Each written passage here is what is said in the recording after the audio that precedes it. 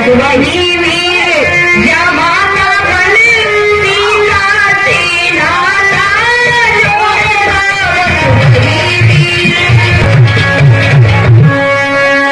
घोषणा करने के बाद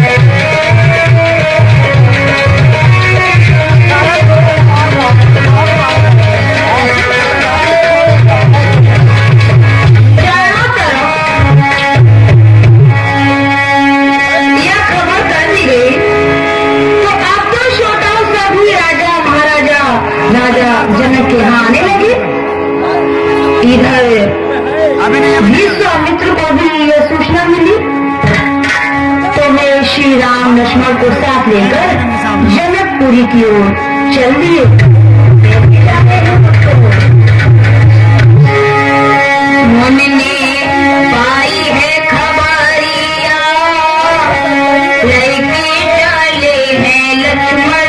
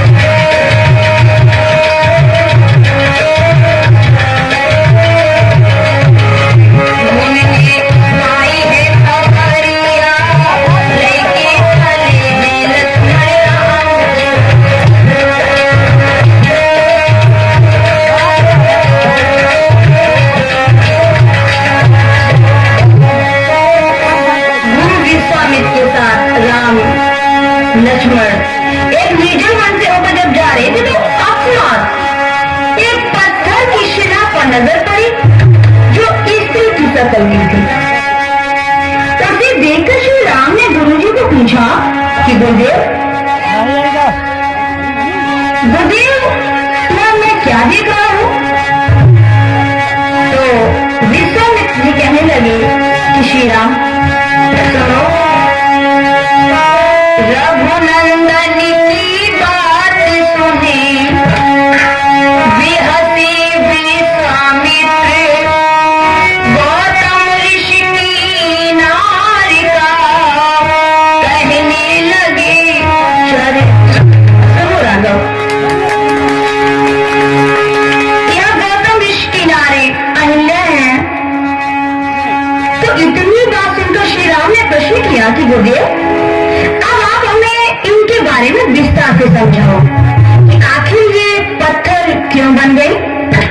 तो गुरुदेव कहने लगे कि सुनो राम, एक बार इंद्र ने गौतम ऋषि की पत्नी अहिल्या को देखा तो वह उसकी सुंदरता देखकर हैरान रह गया और सोचने लगा कि बनी जाती घर बारी अहिल्या प्यारी, बनी जाती घर बारी अहिल्या प्यारी, बनी जाती।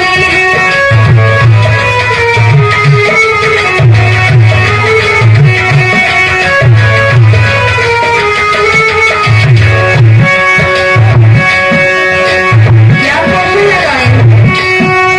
अरे तो माहे आनंद अंग इंद्री गयो भी आई, कोई सुंदर ऐसी नारी रति रंगों की शर्माई।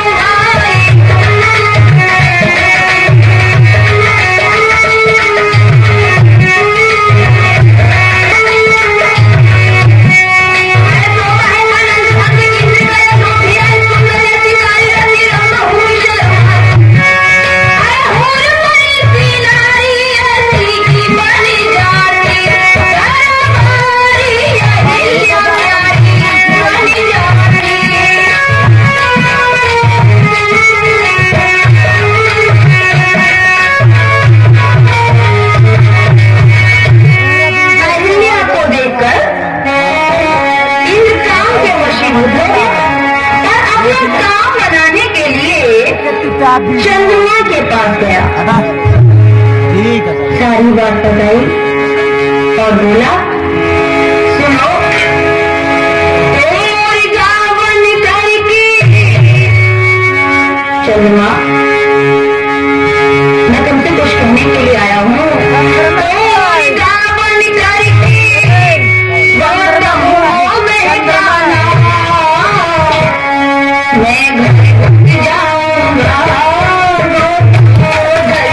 मैं घर उठ जाऊंगा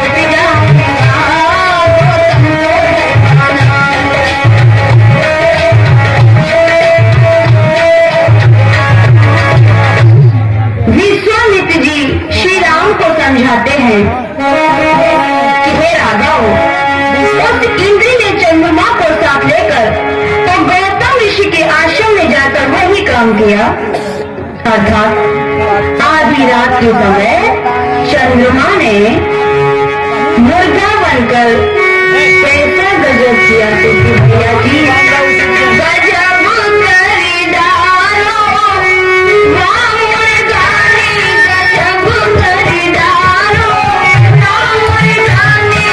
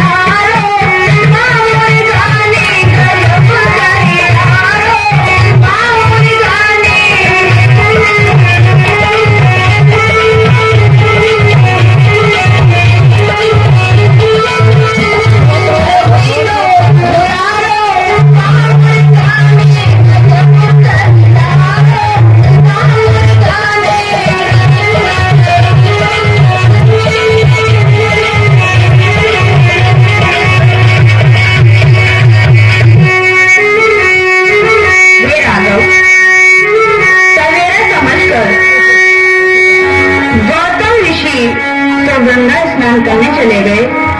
इधर इन्होंने मौका पाकर गौतम ऋषि के भेष में अहिल्या के साथ चल दिया और गौतम ऋषि को स्नान करते समय ही यह भेद गंगा जी के द्वारा मालूम हो गया। उन्होंने आकर अहिल्या को श्राप दे दिया, तभी से यह बेचारी यहाँ पत्थर बनी पड़ी है। अब तुम इसका उद्धार करो। गुरु की आज्ञा पाकर श्री राम ने जैसे ही अपना पैर शिरा से लगाया, वैसे ही भक्त क्या हुआ, चरण से शिरा को राघव ने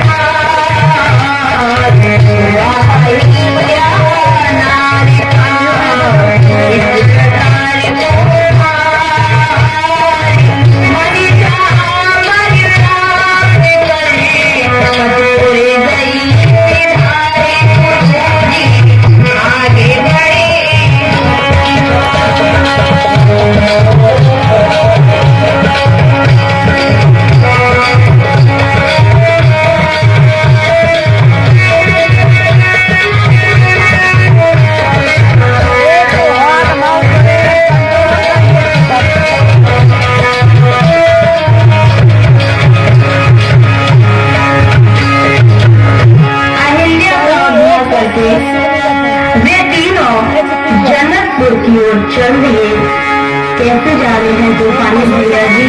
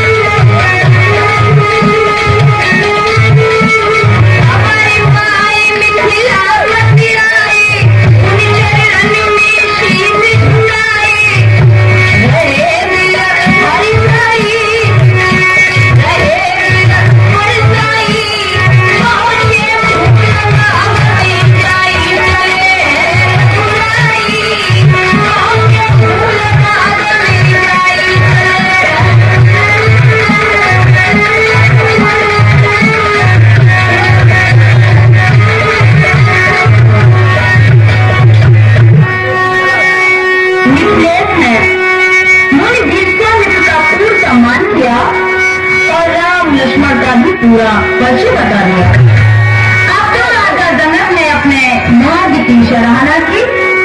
इधर राम और लक्ष्मण गुरु की आज्ञा पाकर जनकपुर की शोभा देखने निकल पड़े।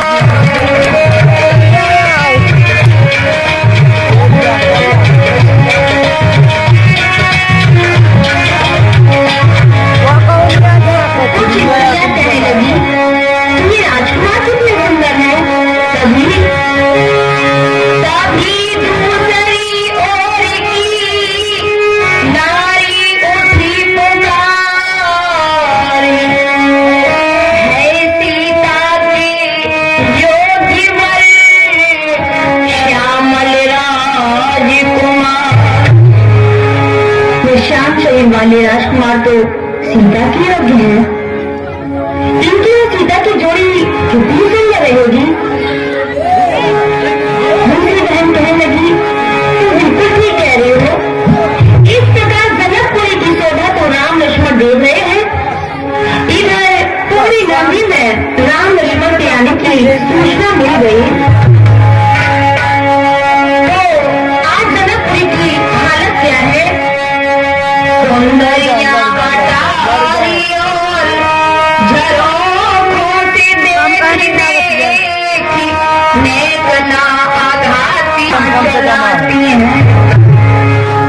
जिस ओर जाते श्री राम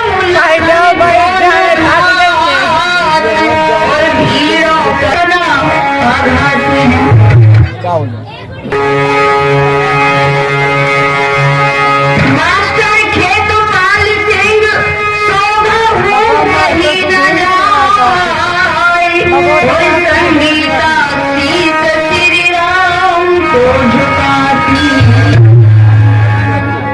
नगरी की शोभा देखते हुए राम लक्ष्मण जब आगे बढ़े तो कुछ नर नारियों ने उन्हें देख नहीं पाया। तो सब घर से निकलकर उन्हें देखने के लिए भागे और क्या कह रहे हैं?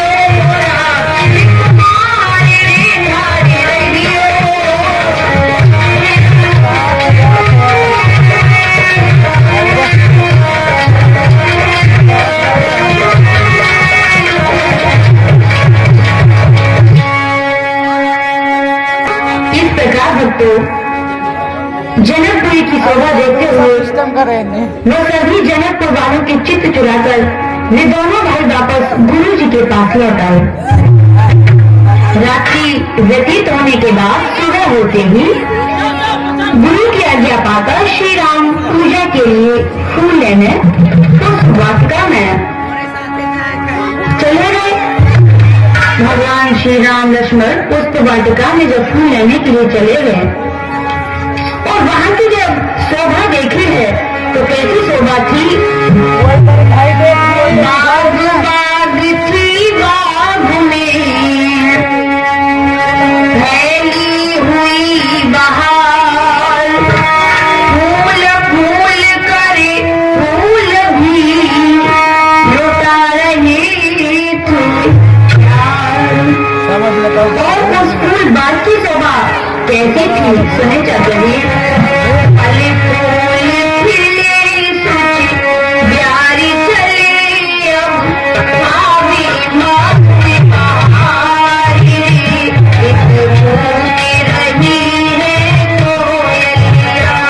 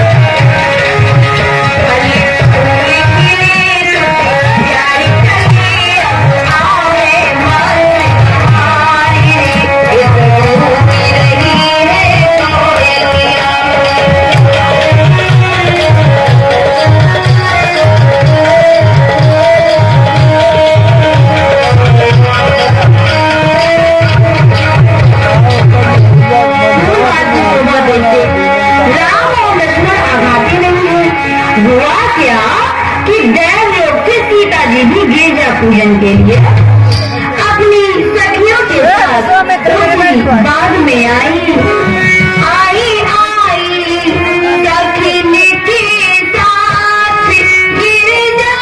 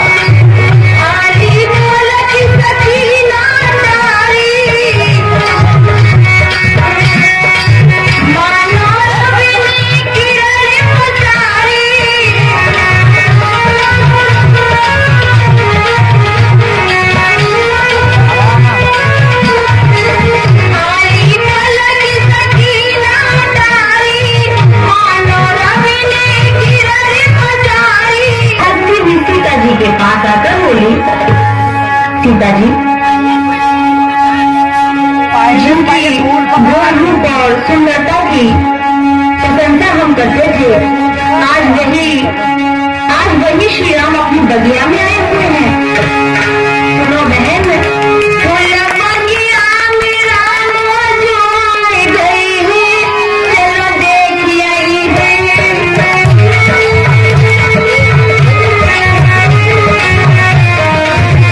फूल बगिया में राम जो आए गए हैं, चलो देख आई है।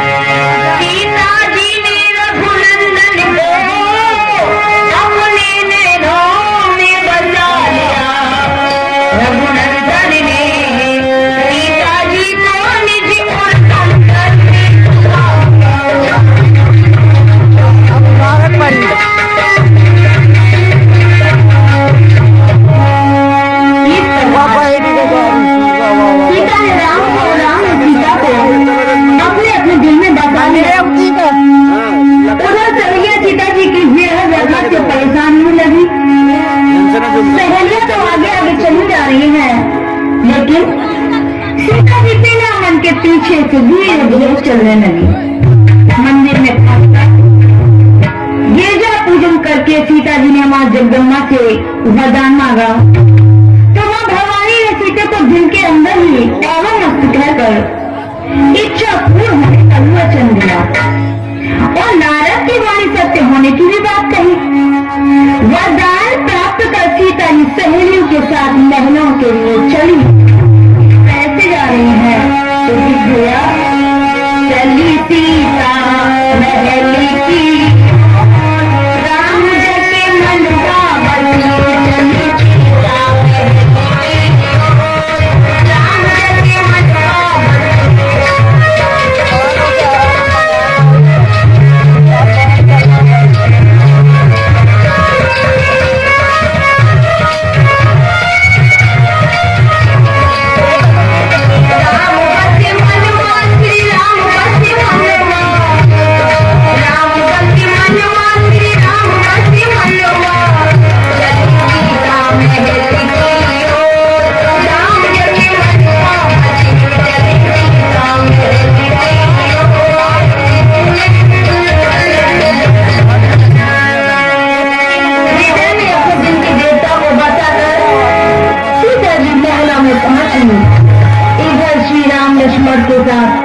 पूजा के लिए फूल लेकर लौटे। नित्य क्रियाएं पूरी हुई। इधर तक स्वयंवर की तैयारी हो चुकी थी। राजा जनक ने सतानंद को भेज कर विश्वामित्र को बुलाया। रंगभूमि की शोभा बड़ी विचित्र थी।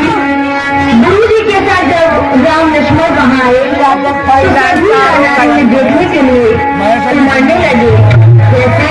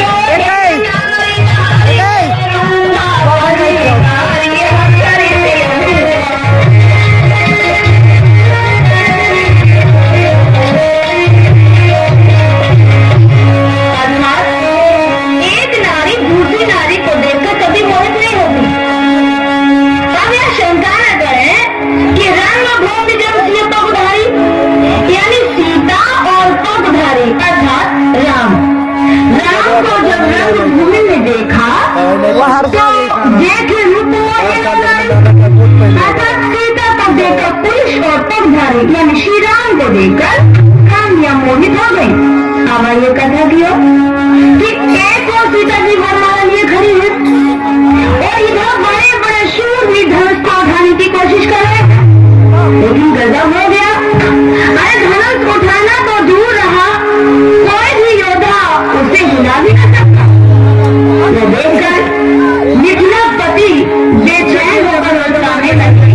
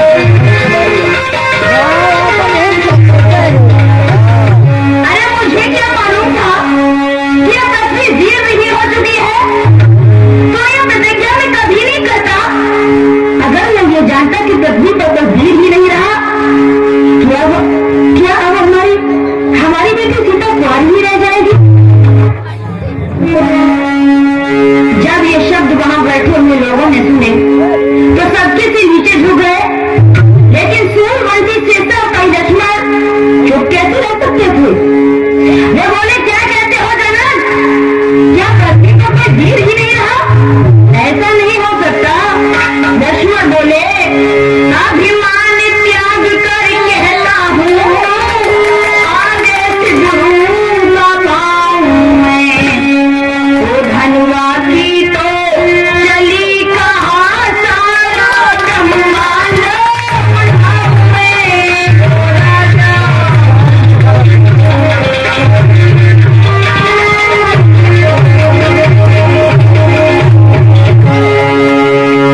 राजा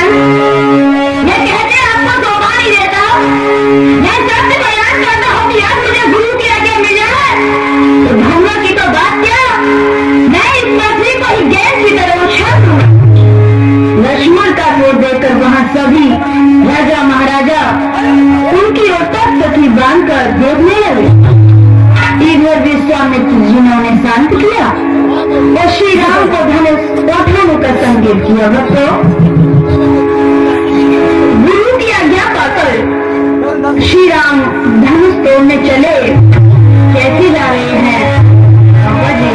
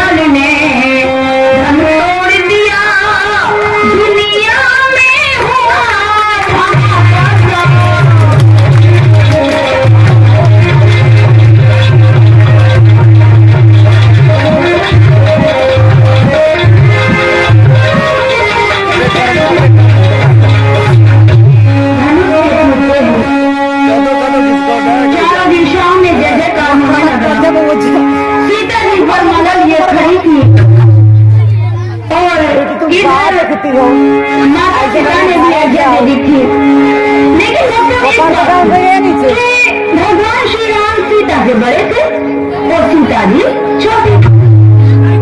और सहेलियां कहने लगी भगवान श्री राम से, झुकी जइयो तनिक रघुवीर, सिया मेरी बारी है। झुकी जइयो लला रघुवीर, लली मेरी बारी है।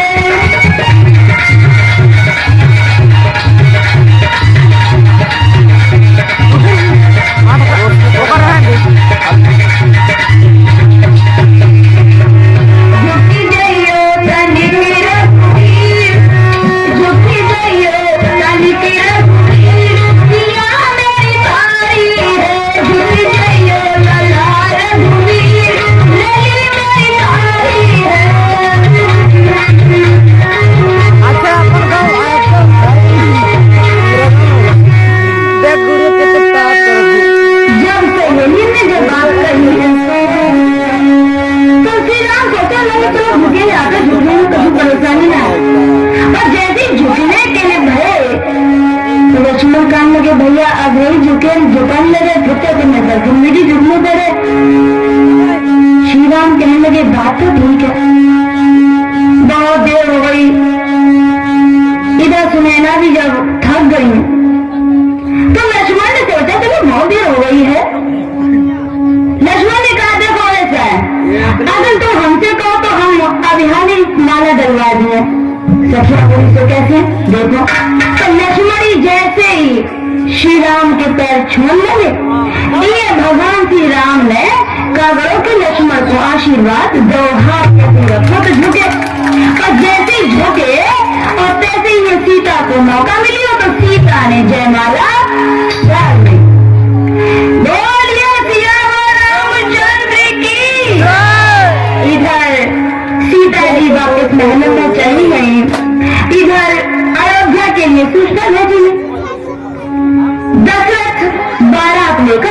जनकपुरी में आए। प्रमाण के अनुसार 29 दिन तक जनकपुरी में ये बारात ठहरी। अब अधेल शुक्ल पक्ष पंचमी को राम का विवाह हुआ। राम का ही नहीं बच्चों, साथ ही साथ लक्ष्मण का उर्मिला से, भरत का मांडवी से, शत्रुघ्न का श्रुतकीर्ति से विवाह हुआ। अर्थात चारों भाइयों का एक साथ विवाह हुआ। 35 दिन तक विवाह के बाद बारात और रुकी। उस शुक्ल दशमी को बारात जब लौटने वाली थी तो नवमी के दिन दावत के समय सखियों ने बारात को गालियां सुना। ये श्री राम लक्ष्मण को कही जाता लक्ष्मण 4-5 जो सखियां तुम्हें कितनी गाली देती है लेकिन तुम कुछ करने होती। लक्ष्मण ने कहा ठीक है भैया, अगर तुम कह रहे हो तो मान के वैसे हाँ मान के नहीं मान के, अगर तुम्हारी आ गया तो ठीक है, हम चुपचाप बैठे रहे। नहीं है पानी पी चलो, वो पानी नहीं मिली। आज सखियां गालियां देने लगी। कैसे गालियां दे रही हैं?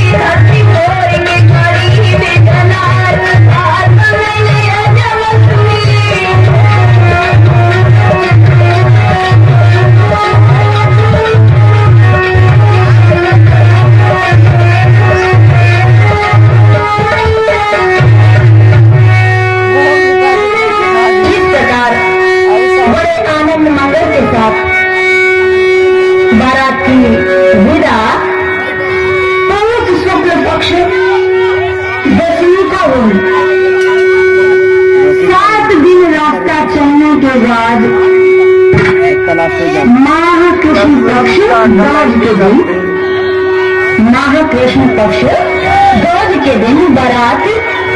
अयोध्या में पहुंचा।